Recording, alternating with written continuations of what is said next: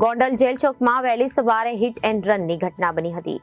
બેકાબુ car ચાલકે એક Activa બે લારીને અડફેટે લઈ અકસ્માત સર્જ્યો હતો. કાર ચાલકે અકસ્માત સર્જી સિટી સિવિક સેન્ટરની દિવાલમાં ઘૂસી અકસ્માતની ઘટનામાં એક્ટિવા ચાલક મહિલાને અડફેટે લેતા તેને ગંભીર ઈજાઓ પહોંચી હતી.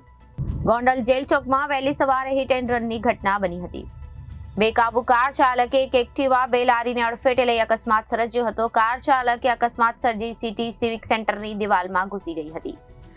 અકસ્માતની ઘટનામાં એક્ટિવા ચાલક મહિલાને અડફેટે લેતા તેને ગંભીર ઈજાઓ પહોંચી હતી. ઈજાગ્રસ્ત મહિલાને સારવાર માટે 108 એમ્બ્યુલન્સ મારફતે પ્રથમ ગોંડલ સિવિલ હોસ્પિટલ ખસેડવામાં આવ્યા હતા. વધુ સારવાર માટે રાજકોટ ખસેડવામાં આવી હતી. અકસ્માત સર્જી કાર ચાલક ઘટના સ્થળેથી ફરાર થઈ જવા પામ્યો હતો. ગોંડલ શહેર એ ડિવિઝન પોલીસ ઘટના સ્થળે પહોંચી અને વધુ તપાસ હાથ ધરી છે. Bureau report Janadesh news Gondal.